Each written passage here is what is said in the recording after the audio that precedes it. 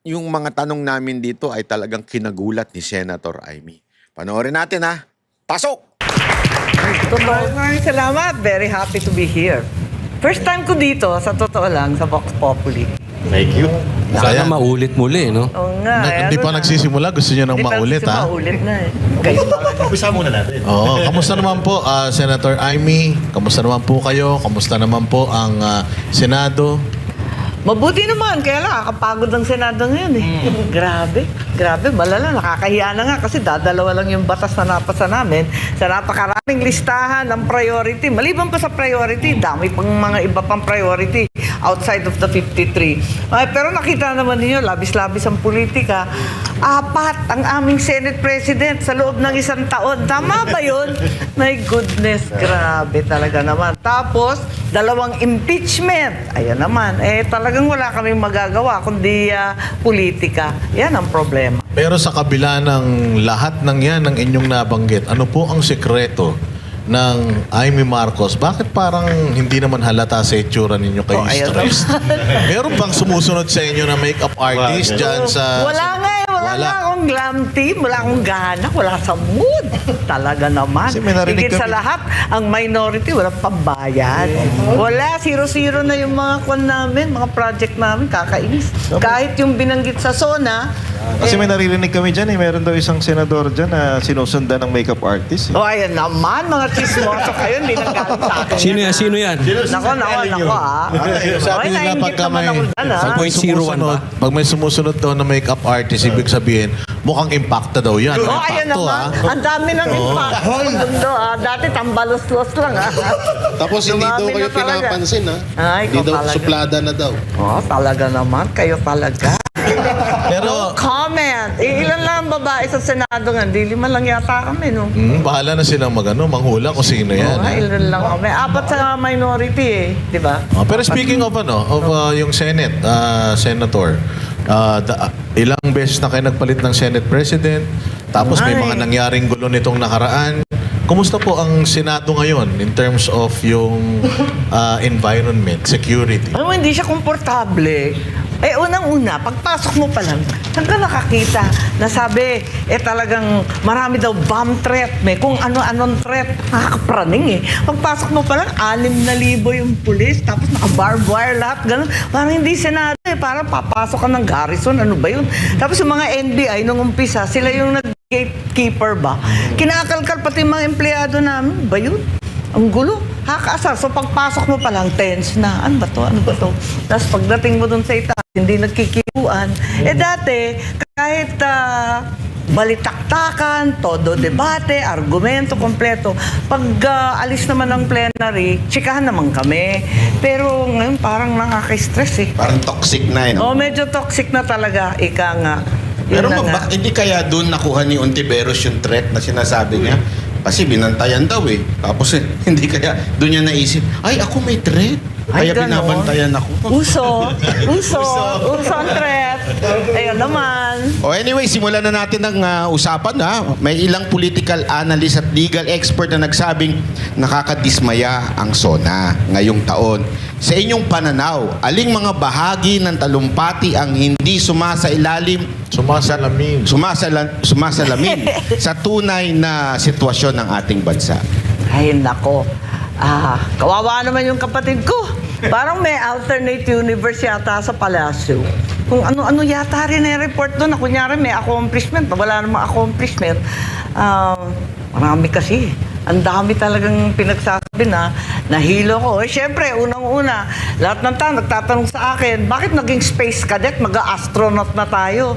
Nagkakamot nga ako ng ulo ano ba yun?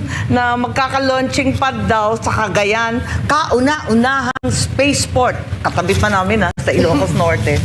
Sabi ko sa loob-loob ko, wala na ngang port dun sa Port Irene. Wala na ngang airport sa Lalo. Hindi mabuksan-buksan. Magkakaroon pa ng spaceport. Tapos yung Cagayan na yan, halos kinain na ng buong dagat at ng ilog. Sa dami ng dumaan na bagyo, lalagyan pa ng spaceport. Ano ba yan? Ano ba yung mga paglalaroan ng mga rocket ship? Meron ng Philippine Space Agency, meron pang sinasabi si General Browner na spaceport para sa military naman. Nakukunin na naman sa modernization. Yung modernization na yan, 14 years na, hindi na modern. Pero kayo po, dahil sa, alam nyo, nagkaisa kayo sa mga nag-ano din ng budget, ang legislative branch, meron ba tayong pang pondo dito sa racket na to? Nagtataka nga ako ba, kung saan yan kukunin na naman ba yan sa modernization? Kawawa naman sundalo natin, wala na nga baril. Na babara yung mga second hand na bulok galing South Korea. Hindi ko nga maintindihan kung saan manggagaling yan, nakakapagkaka. Ang dami-daming sinasabi na paggagastosan. Yung malaki din na dun sa budget na mahabang debate namin, yung 84 billion ng DepEd, yung school building fund. Hindi naman nagre-report na maayos. May malabong mga report na yung 40,000 daw na pinangako, nasa 23,000 na daw yung tapos. Pero pag tinanong mo sa DepEd, wala pang 1,000 ang natatapos sa taong ito. Kaya ano ba nangyayari? Hindi ko maintindihan. Ang labo nung tungkol sa education na number 1 sa budget sana. Talagang nakita ninyo, very motherhood yung statements, di ba? Pie in the sky, very motherhood lahat. Ang pinaka-importante, itaas ang sahod ng guro. Yan ang pinaka-importante at the end of the day, di ba? Hindi naman school building, hindi naman computer. Tapos yung marami rin nagtatanong, magkakaroon ng computer center sa mga gubat? Saan yung internet dun? Walang kuryente dun.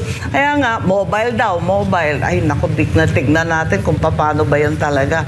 Samantalang yung mga teachers natin, ganun pa rin yung sahod, pati yung chalk allowance, hindi nabibigay ng buo. Nandun pa rin, nakapako pa rin sila dun sa, salary standardization 5 na hindi pa kompleto. So, paano mag-i-improve kung mismo yung teacher hindi naasikaso?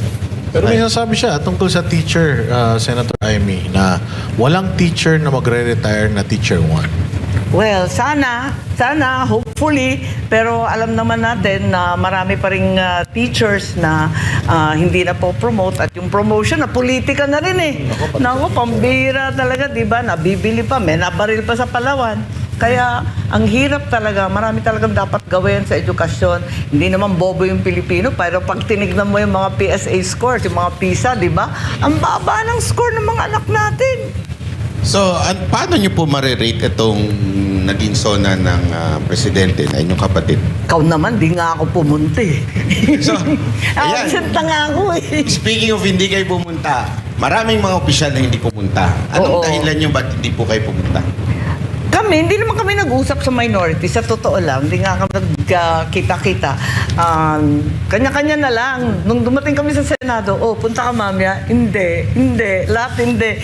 Ako, masama ang loob ko. Sa totoo lang. Last year, wala akong gana. This year, mas lalo akong walang gana. Kasi kinakasuhan naman ang mga minority. Inuubos naman kami. Pagkatapos, 2 kinulong. 1 fugitive. Tama ba to? Hindi naman yata karapat-dapat. Balibasa, nagsasalita ng kritisismo, posisyon daw, ay nako. May picture na kumakalat, ang gaganda ng mga damit ninyo, kaya akala namin a-attend kayo dun sa zona Hindi, damit ko nga yung mga punit-punit, puro mga retaso yon. Sabi ko sa pinsan ko, kasi pinsan ko gumawa, pinatahi ko lang Sabi ko, eto, sang katutak na retasong itim. Ibuo mo yan, gawin mo ang palda, at saka yung bulok na na barong. Tapos sabi niya, walang gana naman itong pinapagawa mo sa akin. Sabi ko, ganyan ang itsura ng ekonomiya natin, yan ang bansa natin, gutay-gutay, punit-punit, pira-piraso, tagpi-tagpi. Gawin mo na, yan na yan, wala na yan. At wala akong gana gumawa ng glamorosa. Wala sa mood So regarding sa SONA po pa rin, yung racket, may tinanong kasi, di sinagot ng diretso, sabi common sense lang Pero kung kayo po tatanungin, may benefits ba tayo makukuha or gain dyan sa racket o dapat mas unahin yung ibang bagay? Siguro naman, dapat unahin muna yung bigas, yung mahiwagang 20 peso bigas na ewan kung bakit naman yung pinangako. Naloka naman ako nung pinangako yun. Good pa ako nun Medyo naniniwala pa akong may pag-asa noon. Abay, nagulat ako. Paano magiging 20 pesos yan? Akala ko tutulungan natin na magsasaka. Paano magiging 20 pesos yung abono, kataas-taas. Yung crudo, kataas-taas. Ayun, yun. Pinagmalaki sa SONA na yung excise tax na minadali nila sa Senate, saka sa Congress, minadali nila ang todo. Wala nang debate eh. Sabi nila, kailangan. O, nung linabas yung announcement, ang tinanggalan lang naman ng excise tax, yung kerosene at saka LPG, yung inaasam-asam na crudo at saka yung gasolina. Wala naman. Para pa kami nagpakamatay doon sa excise tax na yun. Sana, kahit bawasan yung excise tax, kahit mga lahati man lang, at pati na rin yung VAT, dapat tanggalin na rin para sa mga minimum consumers. Ang taas na naman eh. Di ba? Sabi nila, bumaba, taas. Di ko na nga sinusundan eh. Pero na gano'n po kayo ha? Nanood doon po kayo. Paano kayo nanood? Or saan kayo nag-monitor nung zona ng inyong ading? Natitense kasi ako pag nagsasalita ang kapatid ko, na-stress ako. Yung ibang minority, nagtipon-tipon doon sa lugar ni Alan, Peter Cayetano. Ako sumunod na lang after. Kasi nagdadasal ako sa umpisa lagi, nanenervous ako. Tatakot ako kung anong sasabihin eh. Kasi, yun nga, kung ano-ano yung mga racket, computer sa gubat, nakakakamot ng ulo eh. Samantalang sagkahig santuka ang karamihan ng pamilya ngayon. Pero sinabi nyo kanina na naaawa kayo sa kapatid nyo dahil kung ano-ano na yung pinagsasabi niya. Sa tingin nyo may gumagawa nung mga sinasabi niya sa SONA? Matinik naman yun eh. Marunong Sino naman kaya? yun. Ewan, maraming wibulong dun eh, di ba? Pero siya ang gumawa at naniniwala kayo siya ang gumawa ng kanyang speech. Oo naman. Pero sana mas fact-based at saka yung state of the nation. Alam naman ng tao kung anong kalagayan ng buhay nila, no? Sana medyo dikit sa nangyayari sa araw-araw sa bawat pamilya. Isa pang malaking pasabog dun sa zona na yun ay yung kakasuhan daw ang inyong pinsan. Hindi daw siya presidente ng inyong pamilya. Yan. Oo nga eh, Ano oo ang nga eh. palagay po ninyo doon? Ewan ko, asa na yung pasabog? Tagal naman natin naghihintay, tapos na yung New Year, tapos na yung Pasko, di ba? Pasko dapat. Ano ba yun? Kung pasabog ba yun? Ewan ko. Pero Kayo, tingin nyo- anong bet ninyo? Sabi, gumagawa ng charges. Nagtataka nga ako, ang bilis-bilis kapag yung senador na oposisyon ng Turing. Bakit dito? Ang tagal-tagal. Tutak na yung ebidensya. Kaya dami-dami na ng mga testigo. Ano pang inaantay? Parang yung sinabi niyo rin yan dati, madam, naaalala ko na sinabihan niya si BBM na pangalanan mo na kung sino yung mga yan. Noon pa yun, yung goods pa kayo eh. Asan na yung Hanggang ngayon, wala pa rin. pasabog? Pero sa tingin nyo, Sen, Liquitis, ni Posporo. matutuloy kaya yan? Makukulong kaya si dating speaker? Oo, parang hindi ako maniwala eh. Kasi yun nga, yung sabi na wala, kakasuhan daw. Ang binabanggit naman ng mga kaso, puro bailable. Tapos may bulong pa na may order daw sa DOJ na tagal-tagalan ng konti ang preliminary investigation hanggang 2028. Kaya yun. Nako po, ano ba yan? Pero Senator, ang daming kinabahan na dating speaker kasi walang pinangalanan. Ayun na Ang nga. sabi lang ng presidente natin, dating speaker. Oo. Pero hindi niya in-specify kung sinong speaker. Ang daming dating speaker. Buhay pa man yung karamihan. Si Sunny Belmonte. Ayun. Nandiyan pa nandun. sila, Nandun sila. nandiyan pa sila Alan Lord Velasco, si Alvarez, si Cayetano na ngayon ay Pero wala rin. naman duda eh kung sino. So, Diba? talagang ang tinutumbok nito yung inyong pinsan. Parang ganun na nga. Tapos yung mga congressman, no, nagpalakpakan. Nagpumalakpak ba sila doon sa part na yun? Tayuan, di ba? Palakpakan. Ay, paano na yung salamat kay Speaker na nagsasalita? Ewan ko, Paano na yun? mga resolution of the EC, di ba? Naku po, Ewan, ganyan talaga, utos ng pangangailangan. Wala rin kaso sa awa ng Diyos. At ang nadali, itong mga senador na malayo naman sa kusina, kung tutuusin, kasi sila naman ang gumagawa sa Mahiwagang Bicam. Eto pa nakakapagtaka sa SONA. Ang SONA, dapat bibigay sa iyo, yung 5 libro yun naabangan namin 5. May yung budget, tapos yung expenditures, tapos yung budget message, tapos yung listahan ng mga yung mga plantilla. 5 yun 5 na books. At least yung malalaki, yung dalawang malaki. Wala nga eh. Sabi ko, ano ba nangyayari? Anong klaseng SONA yan? Yung pinakamahalaga, yung budget, wala doon. Nagtataka ngayon ako, bakit ganun ka-delayed? Sabi, baka sa kahulihan ng Agosto. Third week daw ng Agosto, maibibigay kasi hindi pa daw na-approve ng Malacanang. Ba't tayo nag-SONA para kayong SONA? Bago mag-SONA, dapat binibigay niya. Andun na dapat kasi aaralin na kagad yun First item yun most important bill yan That's the most important law. Ano ba pag-uusapan hindi na ibigay. Ang duda ko, walang koleksyon. Kasi talagang bulok nga yung negosyo. Ayan, napakatumal ng negosyo. Puros biyahe na lang yung mga Taipan. Alis ng alis, mas mura daw kesa sa malugin ng tuluyan. Ayan. Kaya nga wala yung budget Sabi ko nga, ano ba ito? Ba't tayo nagsonang walang bit-bit? Ito pa, Senator Amy, ito, isa to sa pinakamatinding nabanggit ng inyong ading. Hindi raw siya ang pangulo ng inyong pamilya, hindi siya ang pangulo ng mga kaibigan, kundi pangulo siya ng taong bayan. Oo naman. Sino ba talagang pangulo ng inyong pamilya? At anong masasabi niyo doon? Kung nga maintindihan bakit pa sinasabi yun? Siyempre, totoo yun. Kung kakasuhan yung isang tao, ituloy mo na. Wala nang pananakot, wala nang paandar. Alam mo yun? Di ba parang ano siya? Parang rehash lang nung statement ni President Erap noon yun. Oo. Nung walang kamag-anak, Oo, kapatid, walang pinsan, ganyan, hindi ba? Parang ganun nga Ang hirap Kasi, ang inaasahan, pag, di ba, kasi 6-year term yan. First term, syempre, sasabihin mo, maraming salamat sa nahalala ko. Tapos yung second year ng SONA, ilalatag mo, eto yung mga priority, ito yung nagawa natin, ito yung mga quick wins natin, nagawa naman natin. Ikatlo, ganun din, kasi mag-election, ganyan, magsasalita ka mga ganyan. Tapos yung fourth, pag yung fifth SONA mo na, kinakailangan, i-report mo na lahat ng accomplishment na nakaraan kasi nakalimang taong nga dapat mahaba na yung listahan Tapos sasabihin mo na, eto yung legacy ko kasi next year, di ba? Next year, last na So dapat, eto na yung mga habilin, di ba? Saka legacy.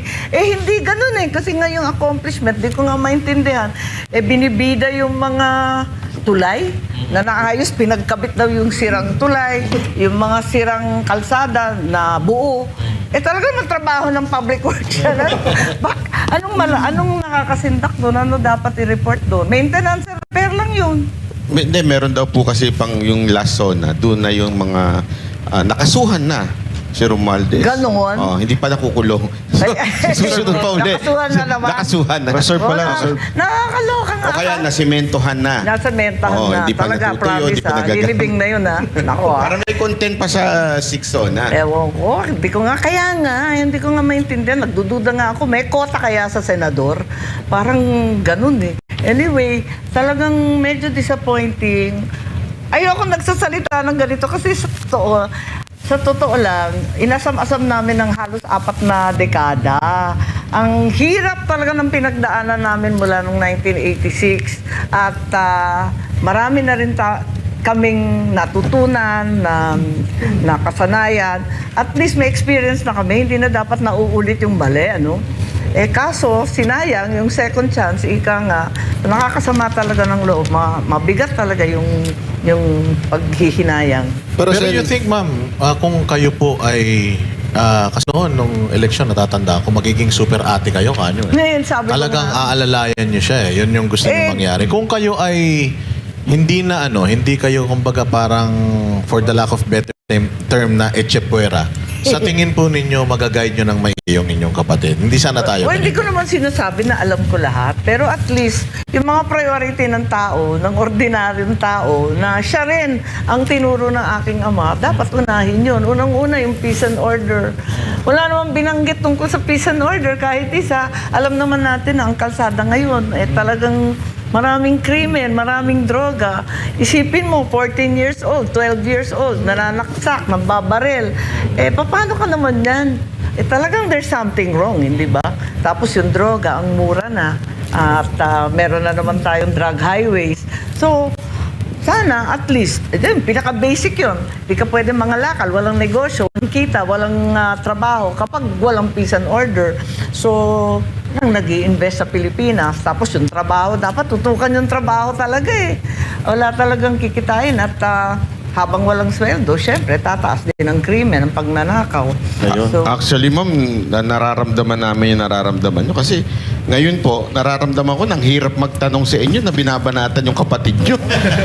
Sa totoo lang po, nahihiya kami. Sabi ko nga, paano kaya ninyo natitake yun na meron kayong kakayanan? Alam nyo po, madalas ko sabihin dito na kung meron mang nakakuha ng talino't galing ng inyong ama, definitely hindi po yung kapatid nyo, hindi kayo. aray ko.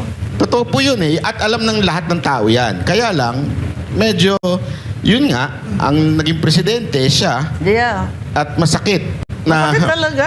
makita na pumapalpak na maari naman, tama kayo eh, ilang taon yung tiniis, dekada.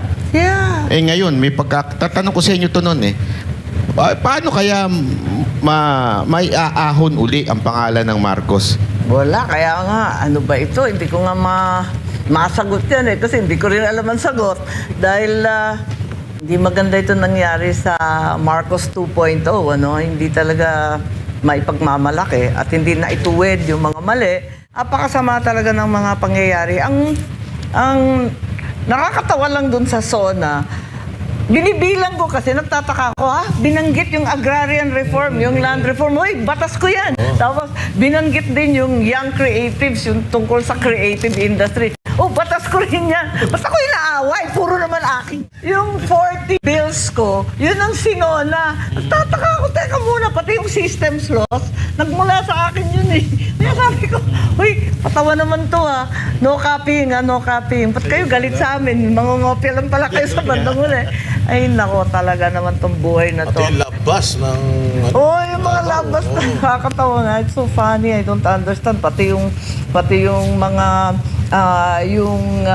yung mga sahod na wag muna mag-tax, yung income tax itaas to 350. Ako nga kasali pa rin yung mga bonus, yung mga Christmas, ganyan, tanggal. Wala nang tax free. Ayun, sabi niya, ita-tax free daw niya. Sana nga. Pero Iwanan mama, niya. in fairness, ito, disclaimer lang din para sa inyo. Kami pong Banateros, hindi po kami sumuporta sa inyo. At alam nyo po yan. Pero yung ginagawa ninyo sa Senado ngayon, kahit pa paano nababawi yung, sorry po sa kapalpakan ng kapatid nyo. Yung ginagawa ninyong, lalo na kahit, kasi sa pagtatanong, alam naman natin yung mga, wag na tayo punta sa details, pero alam naman natin yung mga nandun sa majority senator, talagang parang final na sa utak nila, impeach si BP. Pero kayo, napapalabas nyo talaga yung totoong mga sinasabi ng witness. Yung kanilang Nag-e-effort nga pag-inconsistencies, ako kasi parati akong sinisita, masyado ko daw kaibigan si VP.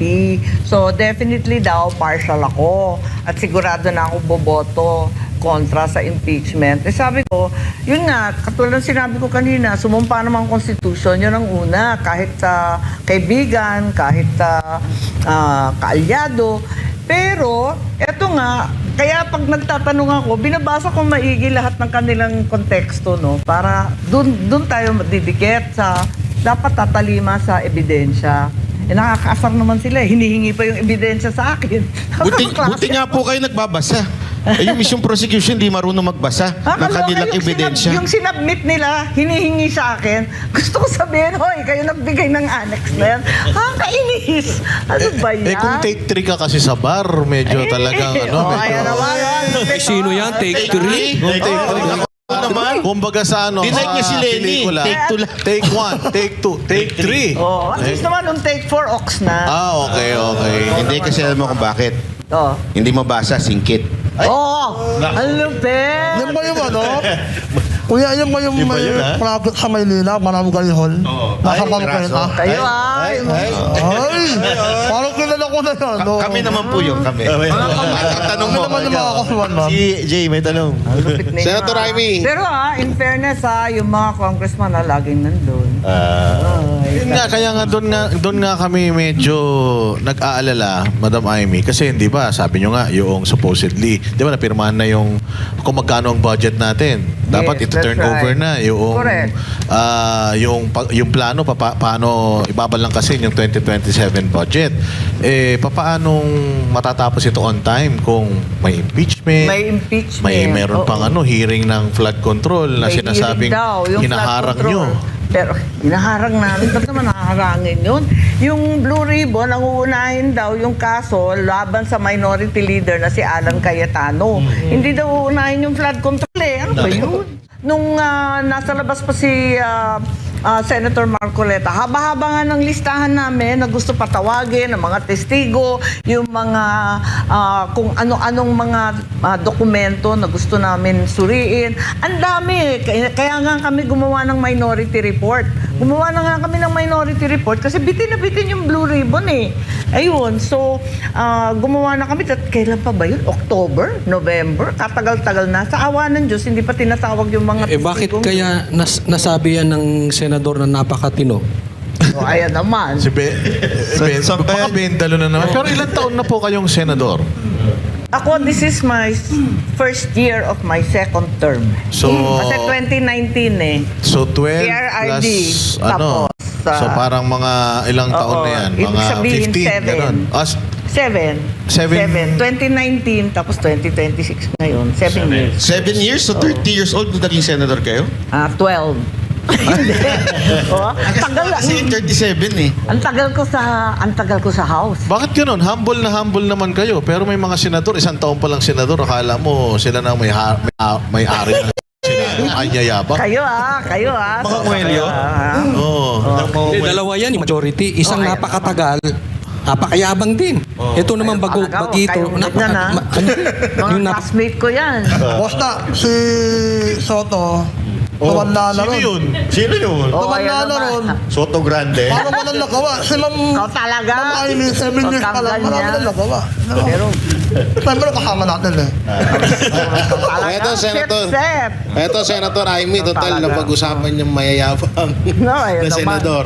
Paano masisiguro ng Senado na ang mga investigasyon at panawagan para sa pananagutan ay mananatiling patas at hindi naaapektuhan ng politika? Ay nako, talaga naman. Yan na nga ang aming problema. Umpisa pa lang, umaalma na ako eh. Kasi yung mga investigasyon nga, parang kung minsan may utos. Nagkasundo na kayo, tapos mamayang konti, ay hindi na pwede. Dapat ganun ang pinag-usapan natin. Parang may utos galing sa ibang lugar. Parang ganun. Hindi, nakakapagtaka eh. Dahil, di ba dapat ang Senate, medyo last bastion na yan. Saka dapat may separation ng judiciary, separation ng legislature, separation rin ng executive. Dapat hindi nakikialam sa isa't isa, di ba? Pangit yun eh, kasi nawawala yung balance. Sa tingin niyo, ma'am, Separation sinong of power. sinong nagiging hadlang o ano nagiging hadlang diyan para magpanagot yung mga opisyal, yung batas ba natin, yung politika o sa tingin niyo meron pang iba? Kung maintindihan eh, talagang, ewan ko, para sa akin, 2028 talaga yung nangingibabaw sa lahat eh. Parang, sinong tatakbo sa 2028? Paano manatili sa pagkatapos ng 2028? Ayan, labas ng labas yung mga survey, palakas ng palakas si VP Sara, yun ang problema. Kaya kung ano-ano nangyayari sa bansa natin, hindi naasikaso yung dapat tutukan at ewan ko ba, nakakalungkot. Senator, si .01 ba at palagay nyo tutuloy? Nako, alam mo naman to. Kakapala na ng mukha mo. Di ba kayo Alam ko kakapala ng makeup eh. Gora na ng ikaw talaga. Ay talaga. Ang hirap eh. Ang hirap talaga magpresidente. Ay, mahulog ng langit yan eh. Ewan ko ba, ba't pinagpipilitan? Di ba kayo nagsisi? Or before hindi consider na instead si Ading ikaw na lang? Kasi hindi naman ako dapat maging politiko, backup dancer lang ako. Hindi ako dapat talaga magpolitiko. Ayaw na tatay ko, pareho rin siguro si PRRD, ayaw niya yung babaeng anak. Parang ganun. Protective kasi ang ama sa babaeng Pero- anak, malupit at brutal kasi ang politika. Siyempre, ayaw mo i-expose yung babaeng anak. So, dapat talaga si Bongbong. So, nasa utak ko si Bongbong. Ang papel ko lagi, campaign manager, media, ganyan. Basta backup. Hindi ako dapat maging kandidato. Napilitan lang ako sa probinsya namin Dahil nga, wala nang kandidatong iba, may lalaban. Eh, kung Marcos daw ang tatakbo, kaya ayun, tinulong ko na lang si Bongbong. Ako na naman ang tumakbo. Doon lang nag-umpisa. Pero kung naging lalaki kayo, no, kayo presidente ngayon. Ganon. Ewan ko, maganda ba mag-presidente? Kadami-daming problema ng Pilipinas, sa totoo lang.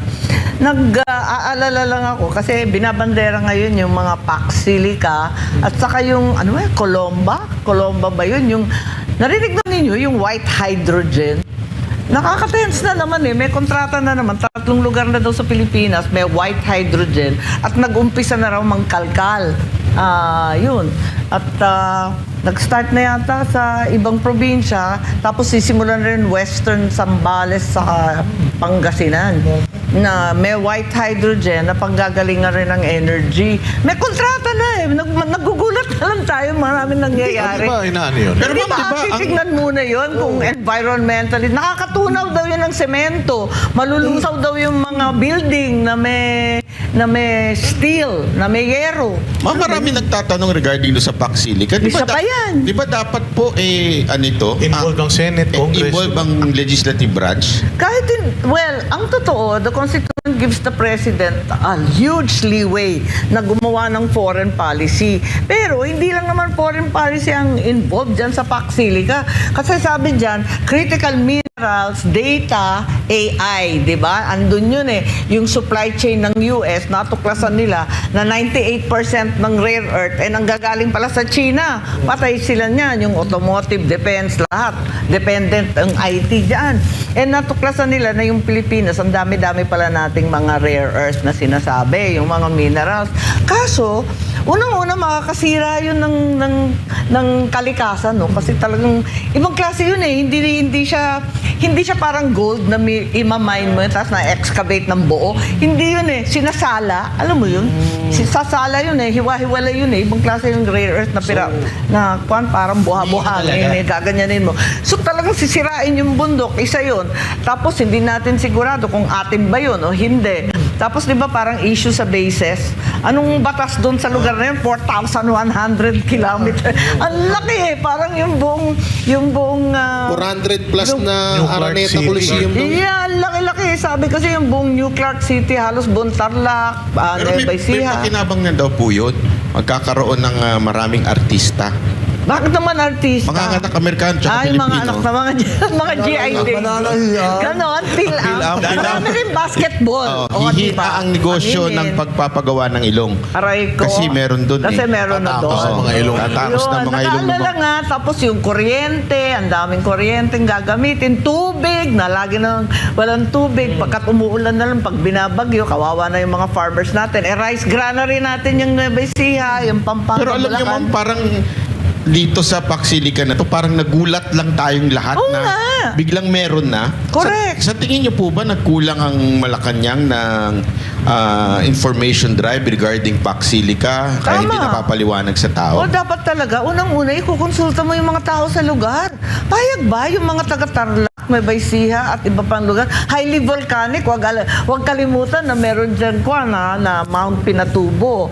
Carry ba nila yan? At saka, paano? Puro palayan yan eh. Di ba? Yan ang rice granary ng Pilipinas. So, nag-i-import na nga tayo ng bigas eh. Talagang uubusin pa natin lahat ng bukid. Paano ba yan? So, talagang maraming questions. Isa pa na malaking question dyan, kung ano ang gagawin. Kasi yung maraming AI at saka yung iba pang gagawin na automotive, gagamitin sa defense. Diba? Automotive and defense, magkadikit naman yan. Parang ang lalabas, kakampi na naman tayo ng Amerikano. Baka tirahin na naman tayo ng China. Yan ang ayaw na ayaw natin. May Kasi- tuturing nga daw po na EDCA site yan. Ha? May tuturing nga daw po na EDCA site. Napakalaking EDCA site naman yun, buong Luzon halos. Kaya nakaka-nervyos. Busy daw po kasi yung ICC ng Malacanang Kaya aray hindi ko, na ipapaliwanag. Nako ha. Anong meaning niyan, boss? ICC? Hindi ko naman pinanglanan. Sabi ko lang, impact ng Ano? Pwedeng impacta ka eh. Oh, Ganun bato-bato sa langit, no? Oh, pero Pero Senator, Senator, totoo po ba na nagkakaroon na ng development doon sa pagtatayuan ng PAC Silica? Paano po kaya yung... Sabi, meron na daw. Meron yung ng mga- development. Kaya nga ako nagtataka, kasi maski yung white hydrogen naman na isa, na sumulpot na naman, yung Coloma na yan, abay, ikatlo na pala na site. Naguhukay na pala sila sa ibang lugar. Eh, bakit wala tayong alam? Nakakagulat. Yes. So, I'm really worried. Kailangan talaga kinukonsulta, di ba? May public hearing, Yes. kukonsulta yung mga LGU, kausapin yung mga concerned sectors, tapos kung may sapat bang tubig sa Pantabangan, sa Angat, sa Magat, sa lahat ng basta, sa Pero lahat ng ang Senado po ba hindi kinonsulta o eh ang wala. legislative? Kung anong alam ninyo sa dyaryo, maliman o tama, yun ang din ang alam namin. Ay baka yung mga ano lang, yung mga majority lang nakakaalam, tapos kayo Ay, minority. secret. Ganun. Hindi kayo nakakaalam. Baka may kontrata na rin doon. No? Uy. Ouch. Actually, marami tayong mga subscribers kasi sa mga vlogs namin na mga from Tarlac. Yeah. Hindi rin daw nila alam yon, pati yung mga barangay nila hindi daw nila alam yun. Wala, no idea. Walang consultation na naganap. Tapos yung white hydrogen, wala rin alam yung sa Western Zambales. Pero speaking of yung mga senador, nung narinig nyo na po itong PAC Silica tapos nabanggit din ito sa SONA ng Oo. presidente, kayo sa minority and yung mga sa majority, napag-usapan nyo ba to? Oo, or naging napag-usapan. topic? Nagpila ako as usual. Nag-file na naman ako ng resolution to inquire into the PAC Silica kasi nga, ang daming tatamaan. Ayun. At sang-ayon daw yung defense, sang-ayon daw yung DFA. Eh, tinatanong ka, paano yung DNR, yung DA, payag ba lahat ng tauhan nila? Naku, parang ang labo nito, yung NIA. Lahat ng tubig na hindi umaabot sa palayan, kukunin pa. Paano ba yan?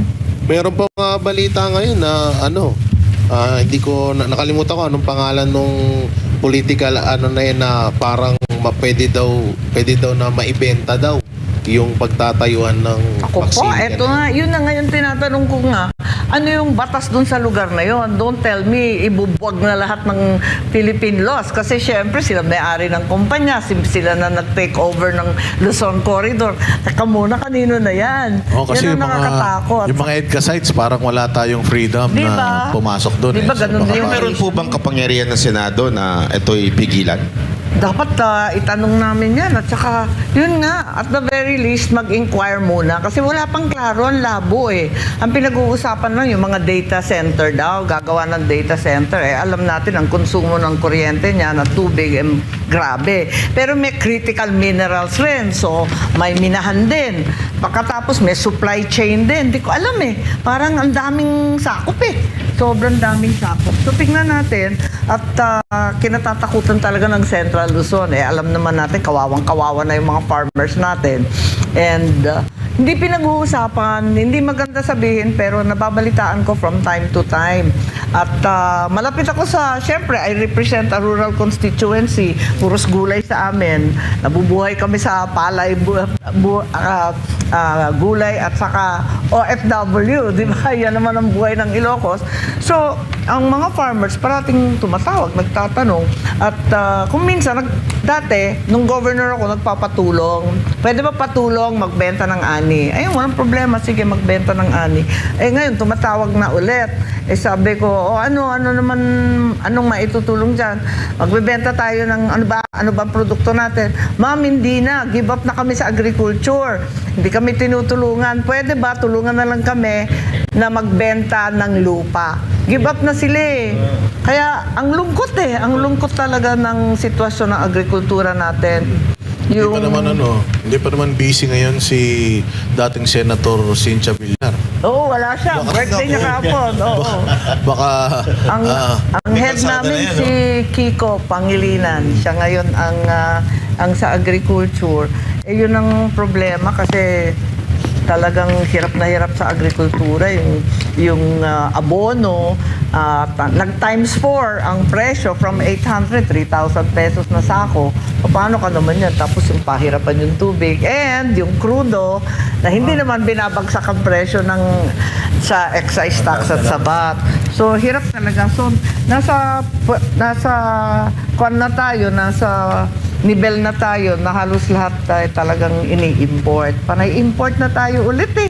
Sibuyas, baboy, import ng import. Pinaligiran tayo ng tubig pero lahat imported. Lunggong, lahat May na. information nga si Banat pa tungkol dun sa mga baboy, di ba? Yung mga hog Di ba yung mga raisers. baboy, yung hog raisers, wala na rin. Una, tinamaan ng ASF. Magkakaling kayo ng ASF, hindi naman nag-restock, hindi naman nagtulungan. Tapos mag-i-import. Samantalang yung ASF galing sa imported yun eh. Liempo yun na frozen. Yun ang pinanggalingan ng sakit eh. Wala naman sakit dati. Ito medyo Ang mabigat pa, wala pang biosecurity. Kasi alam naman natin ang karamihan ng baboy dito, hindi naman sa baboyan na yung hog racing na maramihan. Yung mga 6, 8 sa likod ng bahay, di ba? Gano'n naman sa probinsya. Tapos tira-tira naman ang pinapakain. Hindi mo naman masasabi na talagang maaring i-impose yung biosecurity sa bawat bahay. Actually, ma'am, nag-ano na nga yung mga hog racer ngayon, sabi nila, talagang pinatay sila. Pinatay. Pero mag-aalaga na daw sila ng buhaya. Oh, ayan naman. Yan kasi Matagal daw kumakain. mamatay yun eh. Marami talaga daw buhaya ngayon. Lumalaga na. Oo, lalo na doon sa batasan. Oh, ayan madali daw, naman. Yan. madali daw Na mabuhay yun. dalawang paa. Kahit hindi mo pakainin, nabubuhay daw yun eh. Oo, matindi ha. Pero ito, nagkalat pa rin. Senator, medyo personal lang. Bilang kapatid ng Pangulo at kasapi ng minority bloc, paano nyo binabalanse yung katapatan nyo sa pamilya nyo at sa inyong tungkulin bilang isang independent na Wala senator? na yata akong balanse. Kasi hindi na rin ako pumupunta sa Malacanang, matagal na rin eh. Kasi ang hirap naman. Kung hindi ka masyadong oo nga, ganun, may ganun. Oo, may mga lumilipad, ganyan. Pero yung pong yung mga anak ninyo, Yung mga anak ko, minsan pumupunta kasi nagkikita-kita sila ng mga pinsan nila. Yung nanay ko, binibisita ko na lang kasi yung nanay ko, 97 years old 2 weeks ago. Tanda na eh. So, binibisita ko na lang siya. Pero, yung pupunta-punta sa Malacanang, parang sobrang plastikan to. Hindi Pero ko na alam kinaya. naman, Ayaw aware. naman ako makita eh. Aware pa naman po yung mother ninyo sa Yun na nga ang conflict problema. ninyo. Kasi tinatago namin. Siyempre, parati akong nagsasabihan, tulungan mo na lang si Bongbong. Sabi ko, pilit nga ako nagtumutulong. Ayaw naman makinig. Mahirap yung, siyempre, pinakamahirap pa pagsabihan yung ayaw marinig. Yung nanay ko naman, pinapagalitan ko na nga yung mga yaya. Ang problema, ang galing-galing mag-YouTube eh. Pinapanood pa kayo eh. Nakakainis eh. Hindi marunong eh. Marunong yun sa TV niya na-discover niya yung YouTube. Paulit-ulit pa, memorize pa niya, verbatim. Ang bira. Mahirap din po kasi talaga pagka usually dahilan ng away ng magkapatid, yung asawa. Oo. O may tanong si Juday. Sino ba talaga yung Sino ba kasi talaga yung impacta? Kapag naman si Bongbong, wala namang problema dun. Parati naman mabait yun. Yun ang mabait eh. Parating lang ng Pero kapag pagkatapos nun, wala naman nangyayari. Ayun Sabi na nga nila, naman. ma'am, ang... Na-overrule eh. pag kung sino yung katabi, yun ang nag-ahari. Ewan ko, sino ba? Ewan ko, ayan. Maraming nagtuturoan sa palasyo ngayon. Hindi ko na nga maintindihan sino magkakakampi. Ayan, sila. Di ba yung PICC po is project po yan ng pamilya no? Oo, PICC. mami ko. Oo. Hindi, sa Malacanang may PICC Ayan ka na naman. Ano pong Ang babad ninyo. Hindi mo pwede sabihin. Pero ito yung tanong ko. Isa po kayo sa naging pinakamalakas na kritiko ngayon ni Pangulong Bongbong Marcos. Pero ano po yung naging turning point bilang isang kapatid, imbis na manahimik, kayo po ay tumuligsa sa administrasyon ni Pangulong Bongbong Marcos? Wala, totoo. Nag-umpisa yan nung... actually, ang aga niya, nagkakaduda. Nung election pa lang, parang ina-out na ako. Pero hindi ko naman pinapansin gano'n. Hindi mo ako sensitive eh. Sabi ko, wala, busy lang, politika. No problem. Sige lang. Tapos panay nga ang naming gawa ng kalokohan, yung Kape Chronicles, yung Lenlen, yung mga kalokohan ng mga satire. Yun na lang ang tulong ko kasi hindi naman ako kinukumbida sa mga convoy, hindi naman ako tinatawag. So sabi ko, yan na lang yung tulong ko, yung sa online. Magloko-loko na lang kami doon, pagtawanan na lang. So yun. Tapos, napansin ko, ang aga-aga pa, 2022, nagtataka na ako kasi budget nerd ako. Tinitingnan ko na yung maigi. Bakit sobrang laki ng unprogrammed funds sa budget? Tignan ko na siya, sabi ko, uy, wala nang COVID. Nung COVID, lumobo yan eh. From magkano lang yun, tapos naging 100 pa. Paano si Presidente Duterte? Walang choice kasi nga, babayaran yung healthcare workers, bibili ng bakuna, kung ano-ano. So yun, lumaki ng konti. Pagkatapos noon, 2022 na 2023, bakit ang laki-laki? Sabi ko, ba't ang laki niyan? Wala namang COVID. Bakit puro unprogrammed? Wala naman tayong pera. Anong kalokohan yan? Tapos, yung pinakamalala, naalala ko, tinanggal na si Presidente GMA, di ba? Tinanggal nung Mayo ng 2023. Tapos, nung Agosto, Setyembre, nag-umpisa na, binabakbakan na si VP Sara. Yung tungkol na sa impeachment, confidential funds. Pero talagang hindi ko nakinaya nung March 11, 2025, talagang hindi ko na siya kinaya talaga totally. At sabi ko nga, kung ICC na ang maghahari sa Pilipinas, surrender na ako sa administrasyon na to. Give up na yung soberanya, wala na yung pagkatao at kalayaan ng bansa. So, yun. So, pero ngayon, ICC na naman yan. ICC na naman, napapako dyan. Nakakaasar. in connection to that conversation. So, kumalas na ako nun sa alyansa. Kumalas na ako earlier. Tapos nung Marso talagang, actually, nung March, papasok na ng eleksyon ng Mayo, wala na sa isip ko yung mga panya. Nakatutok ako sa investigasyon. Kung maalala ninyo, ako nag-investigate sa Committee on Foreign Relations para lahat ng kampanya. Tutukan muna natin paano dinampot si Presidente Duterte. Bakit nakidnap to? Anong nangyari? So, nagkaroon kami ng 3 hearing. Pinagbawalan yung mga cabinet member na umaten. Mag-isa akong nag-hearing doon. Paano ko? Kampanya na. So, yun. Pero di ba nagsampa Hindi ko kayo talaga kinaya doon. Nagsampa Tapos kayo ng mga nagsampa kaso? ako ng mga kaso sa ombudsman. Kaso pinota naman yung ombudsman So, doon sa wala na. kinakasuhan ko. Pwede nyo bang hindi ba i-follow up yan? Wala pa rin gumagalaw? Desisyonan. Sabi niyo po kanina, parang naramdaman niyo na naiit sa puwera na kayo noon pa eh. Nung Noon pa. eleksyon pa. So now po, how do you feel kapag medyo may sinasabi si VP Sara Duterte na parang kritisismo sa kay President Marcos? Wala. Nasanay na ako sa mga criticism at madalas, tama naman. So, ayun, wala tayong magawa. Masakit man sa kalooban kasi syempre kahit pa paano, kapatid mo pa rin. At saka, ang iniisip ko na lang yung aking ama. Kasi, maraming bati ko sa aking ama. Alam naman natin nangyari noong 1986. Ang tanging pangarap na lang namin, makabangon. Isipin mo, naging pangulo pa. Tapos ganito pa ang mangyayari. Kaya iniisip ko na lang, at least may mga anak pa naman ako, kahit paano, at least may, ano ba tawag doon, may sangay ng Marcos na hindi naman sumasang-ayon sa katarantaduhan ng kalokohan, ng kung ano-anong pang-aapi na ginagawa. So naging naging parang nung una okay naman, tapos biglang nung nagkaroon ng pangarap itong inyong pinsan, nagsimula kay Gloria, tapos biglang naging ganito, naging baga sideways. Wala, naging worse ng worse eh. Naging malala ng malala eh. Mama, yun sa kalimat ka. Naalala ko pa yung isa pang nakakaloka, yung PI. Naalala ba ninyo yun? PICC ba yan? Hindi yan yung PICC yan. Iba yan. Yung PI, yung People's Initiative. Nalimutan ko, yung umpisa January, di ba? Ako na naman, ewan ko, swerte ko naman kung bakit ako na naman nag-imbestiga noon. Sa Davao pa nga kayo noon eh. Oo, pumunta pa kami sa Davao. Tapos may mga resibo pa sila kung magkano nakuha nila. Ano ba Hindi yun? ba po ba si dating Speaker Romualdez lumapit sa inyo at sinasabing, huwag mo naman kaming banatan, tigilan mo naman. Hindi po So ba? parang nagganon, tapos nagpapaabot sila yung ibang congressman, sinasabihan ako. Sabi ko, okay naman, hindi naman to personal, wala akong magawa. Andyan eh. May dala po- Nagsasalita yung mga tao. ang gagawin Wala ko. pong dalang maleta naman. Nung pinipigilan kayo, wala? Wala. Wala, bakit? Tapos ngayon, sa mga senador, lahat nagkakalabitan. Kinausap ako, tinawagan ako ni ganito. Alam mo, ako lonely. Walang tumatawag sa akin. Ito May tanong ako, ma'am. Sa kaliwat ka ng problema na kinakaharap niyo, meron pa ba kayong mga polisiya para supportahan sa Bongbong?